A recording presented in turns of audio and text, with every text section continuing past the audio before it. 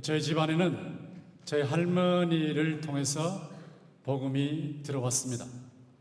저희 할머니가 14살 때 대구에 선교 베이스를 두고 경북 지역을 쭉 올라다니시면서 선교하시는 허버트 블레어 방해법 선교사님이 계셨습니다. 그분이 쭉 지나가시다가 아주 서툰 한국말로 저희 할머니에게 예수 믿으세요, 구원받습니다, 그렇게 복음을 전하셨습니다. 저희 할머니께서 그 말씀을 들으시고 나서 두말하지 아니하시고 예, 믿겠습니다. 그래서 그날부터 예수님을 믿게 되었고 그날부터 성경 공부를 하셨습니다. 그렇게 예수를 믿으시고 권씨 집안에 결혼해서 들어가셨습니다. 권씨 집안 모든 식구들, 특별히 시아버님께서 완고하시고 또 제사도 지내시면서 전통을 버리실 수 없는 상태였기 때문에 예수를 믿을 생각을 전혀 하시지 않으셨습니다. 그런데 저희 할머니께서 매일 새벽마다 기도하시고 또 간간히 복음을 전하셨습니다. 저희 증조 할아버지께서 그 복음을 들으시고 난 후에 받아들이지 아니하시고 꾹 누르고 계셨습니다. 그러다가 시골 시장, 안개시장을 다녀오시게 되셨는데 그 가는 길이 4km고 오는 길이 4km인데 돌아오실 때에 논두렁에서 돌부리를 차시고 넘어지셨어요. 그 넘어지시면서 첫 번째 저희 정조 할아버지 입에서 나온 제 일성이 뭐냐면 아이고 며느리가 섬기는 하나님 전 섬기겠습니다. 그리고 다시 일어나셔가지고 툭툭 털고 일어나셔서 또 걸어오시다가 두 번째 또 돌부리 차고 넘어지셨어요. 하나님께서는 바로에게 꿈을 주실 때도 두 번, 요셉에게 그 전에 꿈 꾸실 때도 두 번, 이래서 정확하게 일하시는 분이라 저희 정조 할아버지에게 두 번 넘어지게 하셔가지고 저희 정조 할아버지께서 두 번째 넘어지시면서 하셨던 말씀이 뭐냐면 그 하나님 조금 전에 했던 약속 반드시 지키겠습니다. 그래서 이제 그날부로 저희 정조 할아버지께서 예수를 믿으시기로 작정하시고 온 가족들을 한자리에 모아놓으시고 오늘부로 나는 며느리가 믿는 예수님을 믿기로 했다. 너희들도 예수 믿어라. 그때는 그러면 끝이에요. 족장이 한마디 하면 끝났어요. 아들 셋을 두셨는데 첫째 아들은 초등학교에 갔다가 돌아오는 길에 소나무 숲에서 친구들이 호랑이 놀이로 장난친다고 엉 하고 튀어나오는 바람에 경기로 세상을 떠났습니다. 세 번째 아들은 6.25 동란 때 전사했습니다. 둘째 아들은 저희 아버님만 남았습니다. 저희 할머니께서 계속 기도하셨죠. 새벽마다 기도하시는데 기도하시는 중에 저희 아버님께서 변하셔서 목회자가 되셨습니다. 아버지께서 어머니와 함께 아들 7을 낳고 딸은 하나도 안 낳았는데 아들 7 낳으셨는데 두 아들은 세상 떠나고 5만 남았습니다. 그때는 얼마나 가난했는지 목회자가 가는 데마다 목회자 가족들의 생활을 걱정하던 시대예요. 밥을 못 먹고 김치를 못 먹을 정도로 가난했던 목회자의 집안인데 어느 날 저희 아버님께서 5 아들을 앉혀놓으시고 식사하시면서 나는 너희 5을 다시 다 목사로 하나님 앞에 서원해서 바쳤다. 와, 그 말을 듣는 순간에 막 감당을 못하게 돼요. 그래서 제가 아버지 자식들을 굶기고 가족들을 굶길 정도의 어려운 게 목사인데 미치려면 혼자 미치세요. 우리는 안 미쳐요. 그랬던 우리 형제 5이었어요. 근데 아버님도 할머니와 똑같이 계속 기도하셨어요. 새벽만 되면 기도하셔서 5 형제가 다 변했어요. 그래서 기쁜 마음으로 전부 신학교 나와서 목회자가 다 되었는데 몇 년 전에 CTS에 독수리 5형제, 목사 5형제 이렇게 그렇게 나왔던 저희 집안의 신앙 내력이 있습니다. 부활하신 예수님을 믿음으로 만나고 온 집안을 복음하셨던 할머니. 얼른 보면 모든 사람들이 망했다고 했죠. 저 집안 망했다. 근데 망한 게 아니었거든요. 부활하신 예수님을 확실하게 만나면 여러분 인생이 완전히 변해버리고 가문이 변해버리고 울산이 변하고 대한민국이 자유민주주의의 정체성을 지킬 수 있도록 놀랍게 일어날 줄로 믿습니다. 남과 북이 통일되고 전 세계 복음의 한류를 퍼뜨리는 세계 제1의 선교 강국이 될 거예요. 오늘 부활주의를 맞이해서 제일 먼저 우리가 확인해야 할 것이 있어요. 부활의 확실성을 점검해야 돼요. 확실성. 이 부활이 정말 확실한 거냐 점검해야지. 이게 사실이 아니면 우리 믿는 것도 헛것이고 제가 지금 전도하는 거 복음을 전하는 거 다 헛것이거든. 부활이 정말 확실하냐 라고 할 때 여러분 그 근거가 무엇입니까? 성경이거든요. 성경대로 죽으시고 장사되시고 성경대로 제3일에 부활하셨다. 그런데 이 성경 중에서 특별히 부활을 구약에서도 기록하고 있지만 신약에서 기록하고 있는데 신약 성경이 믿을 만하냐 이게 중요한 거예요. 믿을 만하냐. 지금 성경에 원본은 없거든요. 그럼 뭐가 있냐? 사본, 베낀 게 있다. 베낀 거. 베낄 때 정말 신앙을 가지고 목숨을 걸고 철저하게 베꼈는데 신약 성경 베낀 사본만 5,000개가 넘거든요. 다른 고대의 문헌들은요 몇 개 안 돼요. 몇 개. 근데 5,000개가 넘어요. 그리고 역본 번역한 거 라틴어 역본만 해도 10,000개가 넘어요. 나머지 역본이 9,600고. 그러니까 사본과 역본이 엄청나게 많아요. 그런 문헌이 없어요. 근데 그 모든 사본과 역본을 종합해가지고 연구해서 학자들이 내린 결론이 고대 문헌 중에 가장 믿을 수 있는 문헌이 신약 성경이다. 이렇게 결론을 내렸는데 그 성경에 의하면 예수님께서 우리의 죄 때문에 십자가에서 피 흘려 죽으시고 무덤에 들어가신 후에 제3일에 부활하셨다는 것이 어떻게 나타났냐라고 할 때는 정황 증거가 있어요. 정황 증거, 빈무덤이에요. 빈무덤. 여러분 빈무덤이라고 할 때 그 무덤에서 시신을 훔쳐갈 수도 있는 거죠. 또 거기에 있다가 서늘하니까 다시 일어나가지고 덜 죽었다가 일어나서 나올 수도 있는 거죠. 그런데 예수님은 죽었다는 것을 확인했고 로마 병정들이 그리고 무덤 속에 넣고 훔쳐갈 수 없었어요. 왜냐하면 2톤짜리 2,000kg짜리 돌을 굴려놨거든요. 그리고 로마 군인들이 지키는데 거기 사람 얼씬 못합니다. 잡히면 바로 즉사합니다. 그러니까 아무도 훔쳐갈 수 없어요. 그런데 제3일에 누가 돌을 사람이 옮기지 않았는데 돌이 굴려져 있었고 그 안에 뚝 보니까 쑥 들어가서 보니까 거기 무덤에 시신이 없어요. 빈 무덤이에요. 거기다가 여기 두건자리 또 여기 수의자리 그 두건자리 수의자리가 그대로 두건자리 수의자리가 그대로 있고 예수님만 쏙 빠져나오십니다. 이거요 보통 일이 아니에요. 보통 일. 빈 무덤이라고 합니다. 만약에 시신이 있다면 그 당시에 예수 믿는 사람들이 예수님 부활하셨다고 부활하신 예수님 봤다고 할 때 거기 무덤에 가서 시신 들고 끌고 와가지고 여기 봐라 여기 시신 있잖냐. 근데 무슨 부활이야 하면 끝나는 거예요. 그런데 그것을 시신 들고 와서 전시할 사람이 아무도 없을 정도로 빈 무덤이었어요. 근데 빈 무덤은 정황 증거일 뿐이에요. 빈 무덤도 중요하지만 실제로 부활하셨나 하는 게 중요한데 부활하신 예수님이 나타나셨거든요. 500여 명이 있는 한 자리에 동시에 나타나셨다. 근데 500여 명이 지금 만약에 재판을 한다면 예수 부활 재판을 한단 말이죠. 500여 명 중에 대다수가 살아남아 있었으니까 이 고린도전서 15장 쓸 때 나 부활하신 예수님 만났습니다. 나 만났습니다. 이 두 눈으로 똑똑히 봤습니다. 할 사람이 250명이 넘었어요.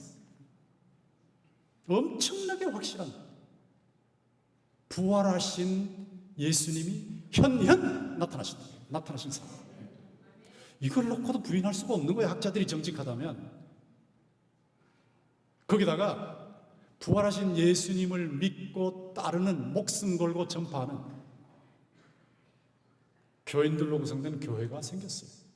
교회 생겨서 막 점점 성장하면서 지금 전 세계 예수를 믿는 사람들을 3분의 1 정도로 보고 있습니다. 제대로 믿냐 안 믿냐 그건 둘째 치고 3분의 1로 보고 있는데 약 23억 4억 정도 보고 있거든요. 그 많은 사람들이 부활하신 예수님을 믿고 있다. 이 교회가 완성됐다. 이거는 부활하신 예수님께서 부활하셨다는 것이 너무나 정확하다는 것을 보여주는 증거입니다. 증거. 사이먼 그린리프라고 하는 법대 교수가 있습니다. 이 법대 교수가 예수의 부활을 다 연구하고 나서 내린 결론이 이것입니다. 법정에서 채택할 수 있는 증거, 물증, 증거, 확실한 증거 중에 예수 부활보다 더 확실한 증거는 없다. 케임브리지의 수학 교수면서 철학, 신학 이 면에서 세계 최고라고 할 수 있고, 리차드 도킨스라는 세계 최고의 무신론자하고 토론해가지고 객관적으로 토론해서 불신자들이 볼 때에 이 사람이 이겼다, 예수 믿는 저 사람, 저 학자가 이겼다 할 정도로 그렇게 아주 엄청난 학자가 있습니다. 존 레녹스라는 학자입니다. 지금도 들어가시면요, 여러분이 인터넷 들어가면 베리타스 포럼, 진리 포럼에 들어가시면 이분의 강의가 나와요. 이분이 리차드 도킨스 세계 최고의 무신론자와 토론해서 아주 그냥 완전히 상대를 농박해서 꼼짝 못하게 만드는 승리를 하고 증언을 하는 거예요. 나는 예수 부활을 믿는다고. 그러면 거기 있는 사람 학자들이 그러지, 뭘 보고 믿냐고, 증거가 있냐고. 그러면 딱 묻는 거예요. 사랑이 있습니까 없습니까 물어요. 그럼 있다 그러죠. 그럼 있으면 보여달라고. 사랑을 못 보여주거든. 그럼 뭘 보고 하느냐? 사랑하는 것을 보고 사랑을 아는 거예요. 영혼을 보여달라고 못 보여주거든요. 그럼 뭘 보고 하느냐? 영혼의 작용을 보고 아는 거예요. 예수님이 부활하셨다. 보여달라. 나는 못 보여줘요. 난 못 보여줘. 그렇지만 부활하신 예수님이 살아계셔서 내 마음과 내 삶에 일하시고 계시니까 그걸 통해서 나는 말할 수 있는 거야. 그러니까 이것이 에비던스야. 증거야. 나는 에비던스 베이스드, 증거에 입각한 부활 신앙을 가지고 있다 라고 하면서 뭐 세계적인 석각들 400~500명을 앞에 놓고 막 이런 전도를 해버린 거예요. 이 학자들이 부활하신 예수님의 부활을 믿고 있거든요. 무식해서 믿는 거 아니에요. 여러분 모두 다 성령께서 감동하셔서 성경대로 예수님이 여러분 죄 때문에 십자가에서 죽으시고 여러분을 의롭다 하시기 위해서 제3일에 부활하신 것을 확실하게 믿는 줄로 믿습니다. 바울 사도도 증언하기를 누구에게 나타나고 부활하신 예수님 나타나셨다고 하면서 마지막에 칠푼이 같은 만삭되지 못해서 남자 같은 내게도 나타나셨다라고 하면서 나된 것은 하나님의 은혜로 된 것이니 내가 다른 사도들보다 더 많이 수고하였으나 내가 아니요 나와 함께 하신 하나님의 은혜로라. 저는 목사 될 바에는 차라리 자살하겠다고 했던 사람이지만 아버지의 기도로 부활하신 예수님을 성령을 통해서 확실하게 생활 속에서 체험합니다. 지금도 매일 매 순간 체험하면서 지금 이 설교하는 동안에도 제 심령 속에 성령께서 막 불같이 일하시는 이런 것을 체험하면서 이게 내가 잘한 게 아니거든. 나는 차라리 목사 될 바는 자살하겠다고 했지만 하나님의 은혜로 된 것이니까 하나님의 은혜로 이 쓸데없는 자 왜 구원하여 주시는지 나는 알 수가 없도다. 만삭되지 못하여 난자 같은 내게도 나타나셨느니라. 여러분 모두에게도 각자에게도 부활하신 예수님께서 성령으로 나타나셨기를 또 나타나시기를 주님의 이름으로 축원합니다. 이건 확실하단 말이에요. 학자들도 부인하지 못할 정도로 확실한 사건인데 이런 확실한 부활, 이것이 예수님의 부활을 끝나는 게 아니거든요. 예수님은 부활의 첫 열매니까 예수 믿어서 예수님과 연결된 예수의 몸으로 하나가 된 우리 모두가 다 부활할 거예요. 이제 멀지 않습니다. 요즘 막 가짜 뉴스가 막 세상을 판치고 있죠. 도대체 이게 세상이나 싶죠. 꼼수를 써도 가짜를 써도 선동만 하면 막 세상이 막 뒤집어지고 어떻게 이럴 수가 있냐? 어떻게 이럴 수 있냐 싶죠. 이게 마지막 단계입니다.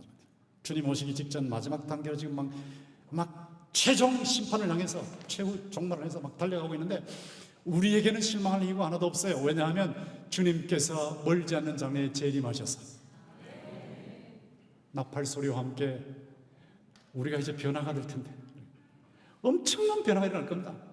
여러분, 세월이 지나면 얼굴이 다 늙어져 가잖아요. 점점 늙어가잖아요. 그 제가 은퇴하면서 부탁한 것이 뭐냐 하면 가끔씩 원로 목사로서 동신교회에 나타났을 때 날 보고 제발 요 말 하지 마 하고 교인들한테 부탁한 것이 있어요. 오랜만에 나타났더니 목사님 많이 늙었네요, 이 말 하지 말라고. 어차피 늙는데 내가 볼 때 나보고 목사님 많이 늙었네요 하는 그렇게 말하는 권사님이 나보다 2배, 3배 늙었거든. 그러나 목사니까 말 못해. 목사니까 말 못해. 근데 그 말 할 필요가 없는 거라. 근데 사람은 생로병사의 과정을 거치기 때문에 나 그런 과정 싫어해요. 그러나 우리가 죽어도 이 죽음으로 끝이 아닙니다. 우리의 죽음은 천국으로 이사가는 계기일 뿐입니다. 변화되는 주님 오시면 변화되거든요. 변화되는데 그 변화가 어떤 변화냐? 예수님이 부활하시고 나타나실 때 이렇게 벽이 있는데 벽을 그냥 뚫고 지나오시는 거예요. 그 부활체의 영광스러운 몸입니다. 여러분들 그렇게 변합니다.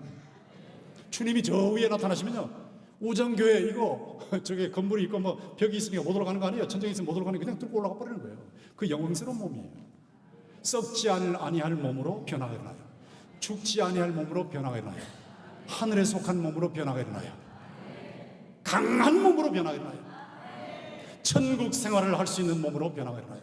근데 순식간에 일어납니다. 순식간에. 예수님이 나팔과 함께 저 공중에 나타나시면 순식간에 그때 살아계신 분은 다 순간적으로 썩지 아니할 몸, 죽지 아니할 몸, 하늘에 속한 몸, 영광스러운 몸, 천국 생활을 할 수 있는 몸으로 순식간에 다 변화될 줄 믿습니다. 죽어 있는 사람들, 신자들은 부활하는 거예요. 영광스러운 몸으로 부활하는 거예요. 공중에서 주님을 맞이하는 거예요. 그리고 지금처럼 가짜뉴스도 없고 꼼수도 없고 불의도 없고 아픔도 없고 분단도 없고 개인적인 죄도 없고 구조적인 죄도 없는, 늙는 것도 없고 죽는 것도 없고 영원히 살아서 천국에서 지복을 누리는 이런 놀라운 몸으로 변화될 줄로 믿습니다. 그렇기 때문에 바울 사도가 여기서 사망아 너 이기는 것이 어디냐, 사망아 너의 승리가 어디 있느냐. 사망에서 오는 것은 죄다. 죄가 독침이 되어서 인간을 쏘지만 예수님께서 십자가에서 죄의 독침을 제거하셨기 때문에, 독침을 제거하셔서 이제는 우리를 쏘지 못한다. 예수님이 부활하심으로 사망을 극복하시기 때문에 예수 안에서 사망이 우리를 어찌하지 못하는, 사망아 너 이기는 것이 어디냐 할 정도로, 호령할 정도로 승리의 호령, 승리의 환호성을 칠 수 있는 그런 우리로 변화될 줄로 믿습니다. 엄청난 놀라운 변화거든요. 여러분, 그러니까 실망할 이유가 없어요. 세상을 보면 탄식스럽고 실망스럽죠. 그래요. 그래도 기도합니다. 하나님의 공의와 정의가 강물처럼 흘러가게 하여 주시옵소서. 대한민국이 자유민주주의 정체성을 유지하면서 남과 북이 통일돼서 전 세계에 선교를 할 수 있는 그런 선교 강국이 될 수 있도록 대한민국을 불쌍히 여겨 주시옵소서. 매일 기도하고 있고, 몇 년 전에도 북미 회담할 때 하나님 저것만 통과돼 버리면 대한민국 끝납니다 싶었던데 하나님 제발 결렬시키세요. 제발 결렬시키세요. 근데 도중에 결렬됐더라고요. 제가 깜짝 놀랐어요. 여러분의 눈물의 기도를 하나님이 듣고 계신 줄로 믿습니다. 하나님이 대한민국을 사랑하시는 거예요. 사랑하시기 때문에 여러분이 아까 기도하신 대로 하나님 앞에 철저하게 회개하고 우리 부활하신 주님이 원하시는 대로 복음으로 사람을 살리고 기호 고치는 생명사에게 내 인생을 던지고 정치계에 들어가도 정말 정의롭게 주님의 나라의 이 정의를 드러내기 위해서 몸부림칠 때 하나님께서 끊임없이 우리를 통해서 역사하실 줄로 믿습니다. 이건 보통 희망이 아니라고. 이런 확실한 부활에 근거한 확실한 희망이기 때문에 우리 지금 삶이 활기찰 수밖에 없어요. 절대 절망에 빠져 계시면 안 돼요. 우울증에 빠져 계시면 안 돼요. 주님이 살아계시거든요. 살아계신 주님이 여러분 붙잡고 계시거든요. 저는요, 끝난 것 같이 절망적이면 더 희망을 걸어요. 이 순간에 살아계신 하나님이 나타내시면 더 큰 영광을 받으실 줄 믿습니다. 주여 나타내 보여 주시옵소서. 보이지 않고 들리지 않고 만져지지 않지만 보이고 들리고 만져지는 어떤 인격체보다도 더 확실하게 살아계신 주님께서 하나님의 말씀대로 하나님을 사랑하고 하나님의 계명을 지키는 그런 사람에게 그를 특별히 사랑하셔서 자신의 살아계신 모습을 나타내 보여주실 줄 믿습니다. 제 목회 현장에도 나타내 보여주시더라고요. 여러분 가정에도 나타내 보여주실 줄 믿습니다. 여러분 개인의 삶에도 교회에도 울산에도 나타내 보이신다. 이 주님을 체험하고 사는 것인데요. 여러분 진시황이 불로초 구했지만 실패했죠. 요즘 뭐 하는지 아세요? 냉동인간. 냉동인간, 자기가 죽으면 냉동시켰다가 과학이 발전하면 냉동인간을 다시 살린다. 냉동인간 하는데 막 수십억이 들어요. 그거예요. 또 줄기세포 가지고 뭐 영원히 살려고 다 실패합니다. 우리는 불로초 구할 필요 없이 영생초를 이미 얻었고 냉동인간 될 필요 없이 벌써 영생인간이 되었고 줄기세포 치료할 필요 없이 천국 백성이 된 줄로 믿습니다.